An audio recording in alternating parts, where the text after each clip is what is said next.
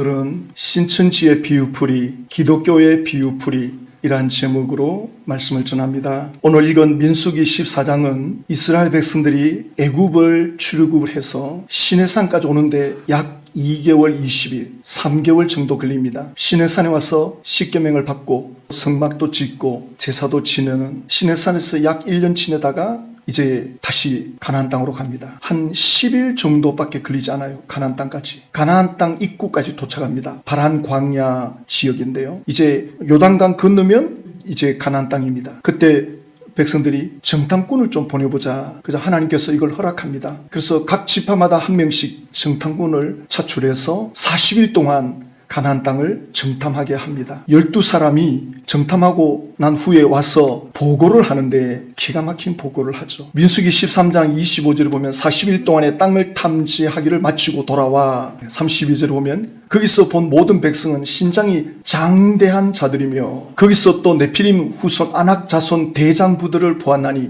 우리는 스스로 보기에도 메뚜기 같으니 그들의 보기에도 그와 같았을 것이라. 12명 중에 10명은 가나안 땅 들어갈 수 없습니다. 그들의 신장은 장대하고 우린 메뚜기 같습니다. 들어가면 다 죽습니다. 이렇게 보고를 하는 겁니다. 그러자 백성들이 밤새도록 통고합니다. 그러면서 하는 말이 모세와 아론을 원망하면서 애굽 땅에서 죽든지 광야에서 죽든지 해야지 저 원수들의 칼에 이제 죽게 됐다는 거죠. 그러면서 하는 말이 어찌하여 여호와가 우리를 그 땅으로 인도하여 칼에 쓰러지게 하려 하는가. 우리 처자가 사로잡히리니 애굽으로 돌아가는 것이 낫지 아니하라. 하나님께서 가나안 땅을 주시겠다고 모세를 통해서 이스라엘 백성들에게 이미 여러 번 말씀했습니다. 그렇잖아요. 그런데 똑같은 걸 보고 전혀 다른 반응을 지금 하고 있거든요. 민수기 13장 2절을 보면 12명의 정탐꾼을 보낼 때 모세가 하나님께 여쭤봅니다. 백성들이 정탐꾼을 좀 보내보자고 하는데 어찌할까요? 하나님께서 그래 각 지파마다 한 명씩 보내라. 그러면서 이렇게 말씀합니다. 내가 이스라엘 자손에게 주는 가나안 땅을 정탐하게 하되 내가 이스라엘 자손에게 주는 가나안 땅 현재 진행형입니다. 가나안 땅을 내가 주겠다는 겁니다. 지금까지 이끌어온 목적이 가나안 땅을 주려고 하나님께서 이스라엘 백성들을 이끌어온 거거든요. 내가 주려고 이미 작정했다. 내가 이미 주려고 준비해 놓은 거다. 그러니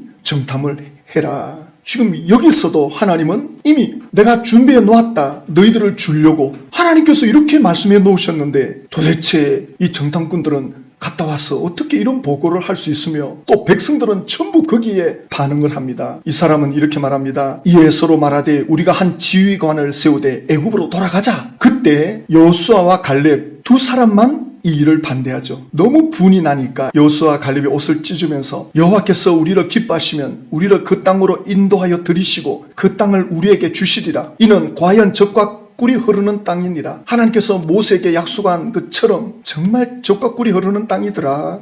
하나님께서 우리에게 주시기로 약속했고 기뻐하시면 우린 들어갈 수 있다. 차지할 수 있다. 불평원망하지 말라는 거죠. 그러면서 여호수아 갈렙이 또 말합니다. 다만 여호와를 거역하지는 말라. 또 그 땅 백성을 두려워하지 말라. 그들은 우리의 먹이라. 옛날 성경에는 그들은 우리의 밥이다. 이렇게 말합니다. 왜 똑같은 사건을 보고 180도 다른 해석을 하느냐는 거죠. 그래서 이제 신천지 비유풀이를 보면서 우리 기독교와 180도 다른 해석을 하거든요. 똑같은 성경을 보면서 어떻게 이렇게 다른 해석을 할 수 있을까? 그래서 이 12정탐꾼들이 가졌던 심리, 신천지에서 비유풀이를 하는 그 심리, 도대체 미혹당하는 그들의 심리는 뭔가 너무 비슷한 점이 있어요. 첫째는 이스라엘 백성들이 가나안 땅으로 들어가는데 미래에 대한 불확실성. 가나안 땅에 들어가서 이제 전쟁을 치러야 되는데 본인들은 애굽에서 노예 생활을 하던 사람들인데 1년 전만 하더라도 전부 노예꾼들인데 가서 또 전쟁을 치러야 된다고? 너무 불안한 겁니다. 미래에 대해서 확신이 없는 겁니다. 하나님의 약속의 말씀을 믿으면 그 하나님의 약속의 말씀이 미래를 보장해 주는데 말씀에 대한 확신이 없으니 미래가 불확실해지는 겁니다. 신천지에 가서 제일 먼저 배우는 게 비유풀이입니다. 초등과정 3과부터 비유풀이를 배우는데 비유풀이를 하면서 강사들이 하는 말이 확실한 계시 말씀이다. 개신교처럼 뭐 애매모호하지 않다. 우린 확실한 답을 가지고 있다. 이렇게 말하잖아요. 신천지는 답을 준다. 물론 말도 안 되는 답이죠. 엉터리죠. 그런데 이 비유풀이로 확실하게 답을 보여주는 거예요. 그러니까 개신교에서 이제 가끔 그런 분들이 있죠. 개신교의 목사님들은 뭐 계시록을 풀 때 뭐 이럴 수도 있고 저럴 수도 있고 뭐 이렇게도 해석이 되고 저렇게도 해석이 되고 이렇게 두루뭉실하게 아니면 또 애매모호하게 때로는 상징적으로 해석을 하니 좀 추상적인 느낌이 드는 거죠. 근데 이제 신천지에서는 우리는 확실한 답을 가지고 있다. 이러니까 이게 진짜같이 여겨지는 거죠. 지금 12정탐꾼 가운데 10명이 하나님 말씀을 적혀놓고 가나안 땅의 미래를 바라볼 때 불확실한 거예요. 과거에 애굽에 살았던 것이 더 확실하게 여겨지는 거예요. 차라리 돌아가자. 그때가 확실하다. 괜히 잘 모르는 미래를 땅에 들어갔다가 어쩌려고 이렇게 나오는 거예요. 그리고 두 번째는 이 10명의 정탐꾼이 가서 뭘 봤느냐면 안악자손의 장대한 신장, 이스라엘 백성들보다 덩치가 한 2배나 더 큰 그런 거인들을 보았거든요. 그러니까 거인들을 보면서 두려움에 사로잡힌 거죠. 신천지에서는 계시록을 가리키면서 우리에게는 실상이 있다. 그런데 개신교는 하나님이 안 보이면 세상이 크게 보이거든요. 하나님이 눈에 안 들어오면 세상이 눈에 들어옵니다. 그러면 두려움에 붙잡히는데 신천지는 우리에게는 실상이 있다. 계시록에서 말씀하는 실체가 있다. 우리 개신교는 보이지 않는 하나님을 믿어라 그러니 이 보이지 않는 하나님이 눈에 안 보이면 이 세상의 환란이 크게 여겨지는 거죠. 여기서 이제 갈라지는 거죠. 그리고 세 번째는 이스라엘 백성들이 10명의 정탐꾼의 말을 듣고 지휘관을 세우자, 돌아갈 지도자를 세워서 애굽으로 돌아가자 이렇게 나오죠. 이 말은 모세 아론을 못 믿겠다는 겁니다. 신천지는 뭐라고 합니까? 우리에게는 약속의 목자가 있다. 개신교 목사들은 뭐 성경을 연구해가지고 책 보고 연구해가지고 말씀 전하지만 우리 약속의 목자는 계시를 받아가지고 말씀을 전해주는 확실한 목자다. 학벌도 없다. 배운 것도 없다. 그러니 이건 하나님께로부터 받은 거다. 그리고 또 개신교 목사들의 비리를 봐라. 얼마나 많은 사람들이 감옥에 들락거리지 않았느냐. 제대로 된 목자가 어디 있느냐. 계시록 시대 때 재림의 때에 하나님이 예수님이 약속의 목자를 보내주셨다. 이 타이틀을 가지고 세뇌를 시킵니다. 근데 결과는 뭡니까? 이스라엘 백성들이 원망 불평했던 사람들이 그때부터 40일 동안 정탐했던 것 때문에 40년을 광야에서 방황합니다. 다 죽습니다. 40년의 세월에서 다 죽고 끝이 납니다. 후손이 들어가죠. 신천지도 마찬가지입니다. 그 결과가 지옥입니다. 안타깝게도 살아있는 동안에도 하나님의 은혜가 없지만 그 결과가 지옥인데 똑같은 성경을 가지고 완전히 다른 해석을 지금 하고 있습니다. 마태복음 13장에 천국에 대한 7가지 비유 설명이 나옵니다. 천국은 추상적인 개념입니다. 가본 사람도 없고 또 영적 세계고 본 사람도 없고 4차원의 영역입니다. 아무도 본 사람이 없기 때문에 이걸 설명하려면 비유라는 뜻이 파라볼레, 옆에 두다, 곁에 두다, 다른 실체를 가져와가지고는 보여주는 거예요. 이런 거구나 이렇게 이해가 되죠. 전혀 경험해보지 못한 이 천국은 또 죽어서 가는 천국도 되고 이 땅에서 하나님의 통치를 받아서 누리는 천국, 하나님과의 관계 속에서 경험되어지는 천국의 이 특징이 뭐 어떤 거냐라고 할 때 7가지 비유를 지금 드는 거예요. 이스라엘 백성들이 실제 농사 생활하면서 겪는 거, 또 어부 생활하면서 겪는 거, 또 실제 생활 속에서 여러 가지 겪는 스토리를 가지고 말씀해 주는 거죠. 그러니까 마음만 열려 있다면 누구나 다 이해할 수 있는 거예요. 듣고자 하는 분들이라면 내가 받아들이겠다라고 하는 마음의 준비만 돼 있다면 누구든지 받아들이고 깨달을 수 있는 겁니다. 내용이 어렵지 않거든요. 그러니까 마음만 열려 있다면 이 천국은 누구든지 깨달을 수 있다. 이게 비유의 특징입니다. 근데 신천지는 이걸 비밀이라 그래버리잖아요. 비밀, 천국 비밀이다. 천국은 비밀이다. 어느 사전에도 비유를 비밀이다 이렇게 말하는 데는 없거든요. 근데 신천지는 비유다, 비밀이다. 31절에 또 비유를 들어 이르시되 천국은 마치 사람이 자기 밭에 갖다 심은 겨자씨 하나 같으니 겨자씨를 심은 것과 같다. 이게 천국의 특징이 있다. 그래서 이 7가지 비유를 가지고 천국을 예수님이 설명해 주시는데 신천지는 이걸 비밀이라고 하면서 이건 계시받은 사람만이 풀 수 있다. 그래가지고 마치 암호풀이 하듯이 이제 씨는 말씀이다. 뭐 밭은 사람의 마음이고 나무는 사람이다. 수학 공식처럼 이걸 외우게 합니다. 왜 이렇게 하느냐? 성경은 다 짝이 있다. 씨라고 하는 건 말씀을 말하는 거다. 밭은 마음이다. 이렇게 짝을 맞추는 거예요. 이렇게 틀을 만들어 버립니다. 이렇게 틀을 만들면 성경을 볼 때 나무가 나오면 나무로 보이지 않고 사람으로 보이는 거예요. 또 계시록을 읽다가 하늘이 나오면 하늘은 유재의 장막 성전 이렇게 보이는 겁니다. 이게 이제 연역적 성경 연구 한 부분이거든요. 결론을 내려놓고 틀을 만들어 놓고 성경을 끼워 맞추는 거예요. 왜 이렇게 억지 해석을 하느냐? 이거 억지 해석입니다. 이렇게 억지 해석을 안 하면 성경대로 해석하면 결론이 어떻게 내려지느냐? 예수님에게 초점이 맞춰집니다. 그렇죠? 예수님을 바라보게 됩니다. 모든 성경의 초점이 예수님에게 맞춰지는데 이 틀을 딱 만들어버리면 이 틀을 만든 사람, 교주가 초점이 되는 거예요. 성경을 가지고 장난치는 이단들은 100% 비유풀이합니다. 그렇지 않고는 교주가 신교가 될 수가 없어요. 그래서 성경에서 말씀하는 그 원래대로 풀지 않고 반드시 이거는 이런 뜻이야, 이런 뜻이야. 이 작업을 반드시 합니다. 여기에 일단 딱 묶였다. 가끔 보면 오리 새끼가 강아지 새끼 틈에서 자랐다. 그 강아지가 하기 어미인 줄 알고 따라간다 그러잖아요. 그러니까 신천지에 먼저 입문해가지고 거기에서 그 영을 받았다. 이건 그쪽에서 말하는 교주가 진짜로 받아들이겠다. 짐승의 논리로 보면 이 교리가 딱 가슴에 박혀버리면 아무것도 안 들어옵니다. 오리가 지금 강아지 따라가고 있는데 진짜 어미가 나타나서 오라. 100번 오라 해보세요. 아무리 똑같이 생겨도 안 옵니다. 어릴 때부터 그 강아지가 주인인 줄 알고 있는데 그러면 어떻게 돼? 강아지가 죽어야 돼요. 그 가짜 주인이 죽어야 돼요.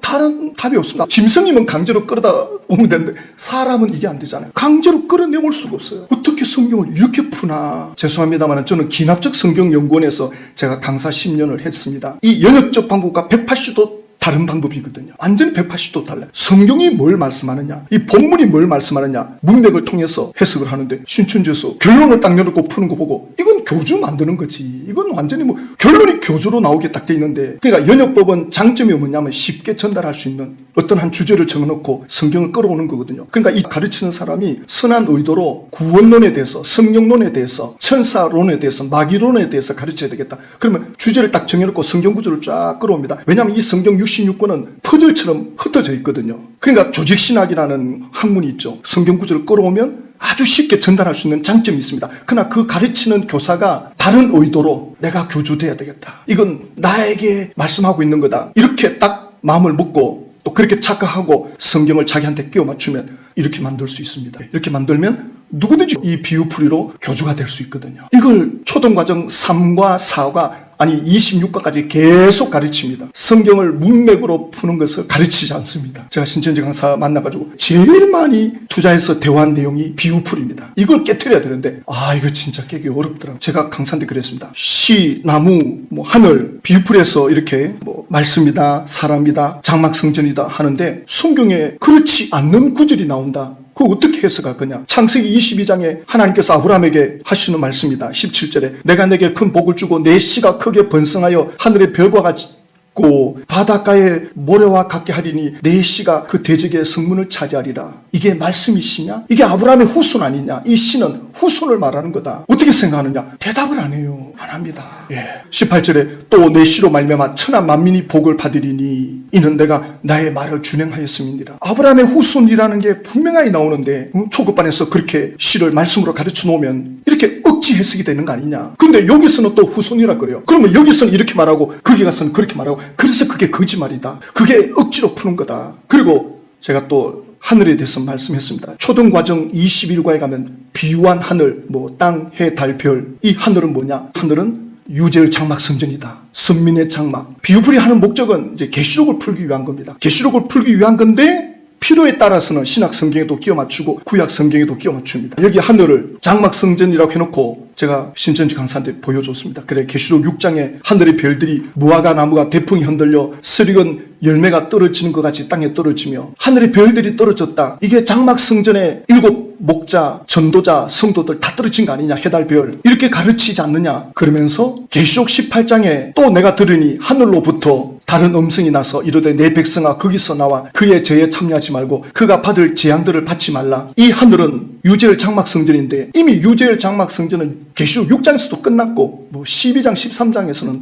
완전히 끝났는데, 끝나지 않았다 치더라도 지금 바벨론에 속한 내 백성아 나오라 라고 하는 그 음성이 어디서 나오느냐? 장막 성전에서 지금 나온다. 하늘이다. 이거 어떻게 해석하느냐? 이 강사가 하는 말이 본문에 따라서 달라지는 겁니다. 이렇게 말해요. 그러면 초급반에서 비유풀이 할 때 그렇게 가르쳐야지. 그렇게 가르치지 않지 않느냐? 초급반에서는 딱 틀을 만들어 놓고는 왜 이제 와서는 본문에 따라 이렇게도 하고 저렇게도 한다. 왜 이렇게 말씀하시느냐? 도대체 이 사람의 심리는 뭘까? 도대체 이 사람은 무슨 생각을 하고 있는 거지? 물론 미혹의 영이라는 건 알고 있지만 사람이 이렇게 될 수 있나? 그럼 그 빈틈이 뭘까? 어디가 빈틈일까? 이 비유풀이에서 신천지 분들이 완전히 묶여버리는 것을 봅니다. 성경 보는 눈을 완전히 바꿔놓는 거죠. 안경을 끼워 놓습니다. 누가 무슨 말을 해도 안 돼요. 그런데 신천지에서 이렇게 나오는 분들 이렇게 쭉 보면, 최근에도 나온 분들을 보면 항상 그 가족 중에 누가 세상을 떠났을 때, 특히 그런 분들이 심정의 변화가 많이 일어나요. 모든 분들이 다 그런 건 아니겠지만 그런 어떤 죽음을 실제로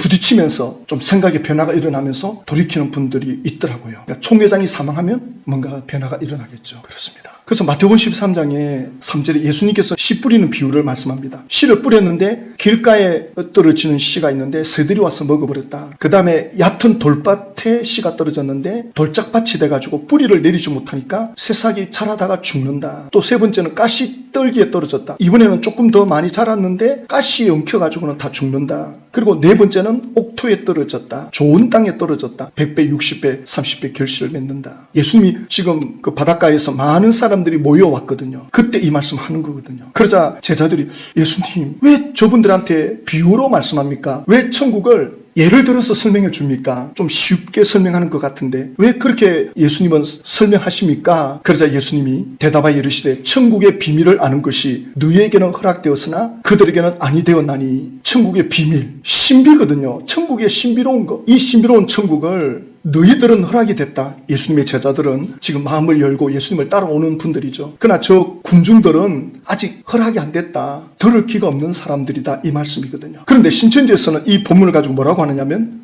천국의 비밀을 아는 것이 허락된 자가 있고 허락되지 않은 자가 있다. 예수님이 하신 이 말씀을 마치 자기들의 교리를 듣지 아니하면 깨닫지 못하는 자로 딱 못 박아놓습니다. 그러니까 신천지 교리를 받아들이지 않는다? 이 사람들은 천국을 못 깨달은 거다. 학박사가 와서 말해도 그들 속에는 당신은 천국 못 깨달았어. 이렇게 생각하고 있는 거예요. 우린 깨달았어. 그래가지고 이 비유를 깨달은 자는 죄사함 받고 구원받고 깨닫지 못한 자는 죄사함도 못 받고 구원도 못 받는다. 깨달으려면 신천지로 와야 된다. 깨달은 자는 신천지로 오는 자다. 신천지로 왔다는 것은 깨달았다는 뜻이다. 얼마나 자부심이 생기겠어요. 실상이 있겠다. 계시받은 자가 있겠다. 약속의 목자가 있고 재림 하신 예수님이 영으로 와 계시고, 개신교는 뭐 흐리멍텅하고 뭐 애매모호하고 뭐 하나님도 안 보이는데 실상도 없는데 뭐 믿어라 그러고, 신천지는 보여주고 계시 말씀이다 이러고 이렇게 나오니까 비교가 안 되는 것처럼 여겨질 수 있겠구나. 그러니까 가짜가 더 빛이 나는 거죠. 그래서 13절에 그러므로 내가 그들에게 비유로 말하는 것은, 예수님이 제자들에게 내가 왜 비유로 말하느냐, 그들이 보아도 보지 못하며 들어도 듣지 못하며 깨닫지도 못함이니라. 그들이 경험하고 있는 걸 설명하면서 천국을 말해줘도 못 깨닫는다. 왜 그러냐? 이 백성들의 마음이 완악하여져서 그 귀는 듣기에 둔하고 눈은 감았으니. 이런 사람이 있을까? 전도를 해보면 있죠. 또 죄송하지만 신천지에 완전히 이렇게 들어가 있는 분들, 마음이 완전히 완악해져 있는 상태, 눈이 감겨져 있는 상태. 있을 수 있구나. 예수님이 그 당시에 이 말씀을 하셨는데 이게 실제로 있구나. 이런 걸 보죠. 그리고 이는 눈으로 보고 귀로 듣고 마음으로 깨달아 돌이켜 내게 고침을 받을까 두려워함이니라. 이걸 이제 제가 예수님 관점에서 설명하겠습니다. 예수님이 두려워하실 분은 아닙니다. 예수님이 이 사람들을 깨달으면 안 되니까 내가 비유로 설명한다. 예수님의 성품에 맞지가 않습니다. 예수님은 어떻게 쓰든지 깨닫게 해주고 싶은 겁니다. 그런데 아무리 말해도 못 깨달으니까 지금 이렇게 역설적 표현을 하고 있는 겁니다. 자, 이 말씀은 이사야 6장에도 나옵니다. 여호와께서 이르시되 가서 이스라엘 백성에게 이르기를 너희가 듣기는 들어도 깨닫지 못할 것이요 보기는 보아도 알지 못하리라 하여 이 백성의 마음을 둔하게 하며 그들의 귀가 막히고 그들의 눈이 감기게 하라. 염려하건대 그들이 눈으로 보고 귀로 듣고 마음으로 깨닫고 다시 돌아와 고침을 받을까 하노라 하시기로. 이 말씀을 제가 문장을 만들어야 되겠더라고요. 그래서 읽어드립니다. 히브리 문체에는 의도보다 결과를 강조하는 표현이 자주 쓰입니다. 예를 들어서 하나님이 그들이 깨닫지 못하게 하려 한다라고 하셨을 때 그건 하나님이 깨닫지 못하도록 일부러 막으신다는 뜻이 아니라는 거죠. 그들의 완고함 때문에 결국 그렇게 되어버린다는 결과적 진술입니다. 즉 그들이 마음을 닫았기 때문에 결과적으로 예수님께로 돌이켜서 고침을 받지 못하게 되었다. 이건 하나님이 막으셨다는 의미가 아니라 스스로 마음을 막은 결과로 진리가 감추어지게 된다는 뜻입니다. 이거 좀 어렵거든요. 우리나라 말 가운데 이런 말이 있죠. 하지 마라, 하지 마라. 이렇게 말하죠. 근데 계속 합니다. 그럼 뭐라고 말합니까? 잘한다, 잘한다. 그렇죠. 제3자가 들을 때는 아니 이게 뭐지? 이렇게 되잖아요. 지금 예수님이 그 말씀하고 있거든요. 내가 비유로 말하는 건 그들이 깨닫지 못하게 하려 함이니라. 아니 쉽게 말해주면서 깨닫지 못하게 한다. 역설적 표현을 쓰는 겁니다. 여기서 제일 사람들이 어려워합니다. 근데 신천지가 이제 저는 강사 만나서 많이 이야기해보면 가끔 충격되는 거는 왜 개신교 목사는 2000년 전에 바리새인들처럼 바리새인들이 예수님을 안 믿고 완악했던 것처럼 왜 이 시대 약속의 목자를 안 믿느냐 이런 식으로 나와요. 그래서 개신교 목사를 바리새인 서기관 취급을 하더라고요. 그래서 아니 그 당시 예수님은 하나님의 모습을 보여주셨다. 엄청난 기적을 보여주면서 하나님의 심을 나타내 보여줬다. 그래서 많은 유대인들이 믿었지 않느냐. 몇 사람 안 된다는 거예요. 믿은 사람. 무슨 소리냐. 사도행전 3장에 예루살렘에 하루에 3,000명 그 다음날 5,000명이 몰려왔다. 예수님 당시에는 안 믿어도 나중에는 그들이 깨닫고 몰려오지 않느냐. 왜 유대인들이 안 믿었다 그러느냐. 바로 그 유대인들이 믿었던 예수, 제자들이 믿었던 예수, 오늘날 우리 개신교 목사들이 믿고 있다. 왜 총회장을 예수님과 동격시하느냐. 총회장을 안 믿는 것을 마치 바리새인들이 예수님 안 믿는 것처럼 왜 우리를 그렇게 판단하느냐. 이렇게 이야기를 해보는데요. 로마서 2장 1절에 보면 그러므로 남을 판단하는 사람아 누구를 막론하고 내가 핑계하지 못할 것은 남을 판단하는 것으로 내가 너를 정죄함이니 이런 일을 행하는 자에게 하나님의 심판이 진리대로 되는 줄 우리가 아노라. 하나님이 심판하는 판단을 신천지 분들이 하고 있어요. 총회장을 믿지 아니하면 바리새인 서기관처럼 우리를 취급해버립니다. 그럼 그 말은 총회장이 예수님과 동격이라는 뜻이거든요. 그럼 동격이라는 증거가 뭐냐? 총회장이 예수님과 똑같은 수준의 모습이 뭐가 있느냐? 말해달라. 그러면 그분들은 이미 이 비유풀이로 세뇌가 돼 있잖아요. 설명은 못하지만 비유풀이로 이미 딱 잡혀있기 때문에 말은 못해도 우리 총회장은 천국을 깨달은 분이고 천국의 계시 말씀을 말하는 분이고 이 결론만 딱 알고 있는 거예요. 이런 분한테 정말 설명하기가 어렵습니다. 예수님께서 제자들에게 그러나 너희는 눈으로 봄으로 귀는 들음으로 복이 있도다. 너희들은 지금 나를 믿고 마음을 열고 따라오는 이들이다. 그러면서 이제 예수님이 귀 있는 자는 들으라 하시니라. 그리고 이제 이걸 다시 한번 또 풀어줍니다. 네 종류의 밭을 설명합니다. 이건 뭐냐? 오늘날 교회 안에도 마찬가지입니다. 하나님의 말씀은 문제가 없습니다. 증거되는 말씀이 하나님의 말씀이라면 그 말씀 자체는 문제가 없습니다. 그러나 어떤 사람은 그 말씀이 길가에 떨어지고 어떤 사람에게는 돌짝밭에 떨어지는 거고 어떤 사람에게는 가시 떨기에 떨어지는 말씀이 되고 어떤 사람은 좋은 땅에 떨어진다는 거죠. 그래서 하나님의 말씀에는 문제가 없는데 듣는 이들은 자기가 못 깨달아 놓고는 비난하고 있다. 불평하고 있다. 말씀에 문제가 있는 게 아니라 그들의 마음밭에 문제가 있다라는 비유. 천국에 대해서도 사람들은 이렇게 반응한다.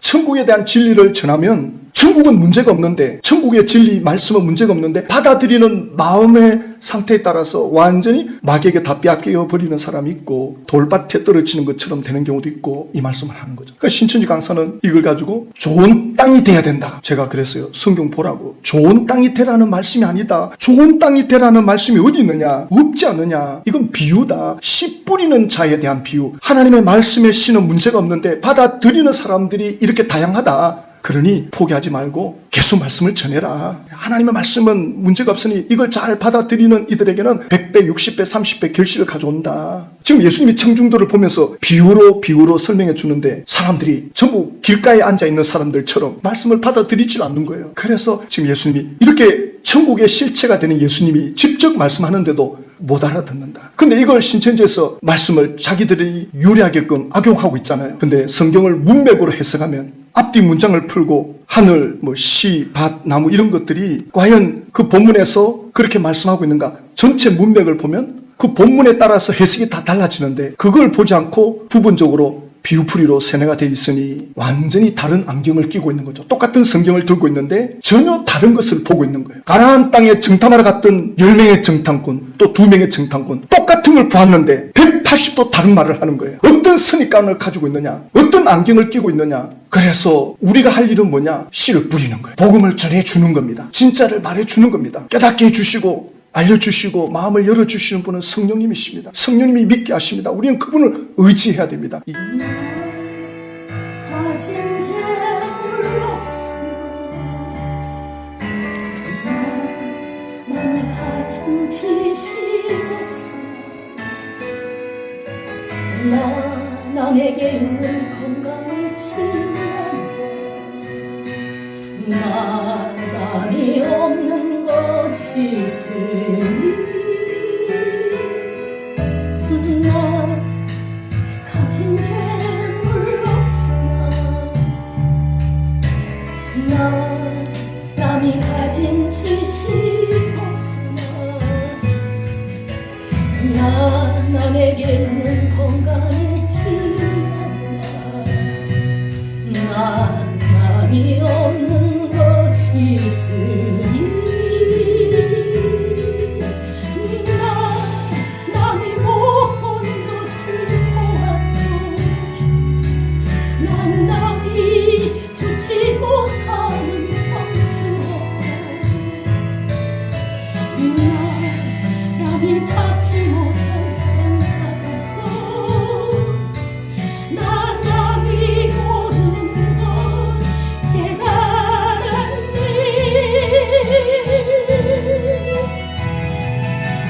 공평하신 하나님 나 남이 가진 건 없지만 공평하신 하나님이 나 남이 없는 것 갖게 하셨네.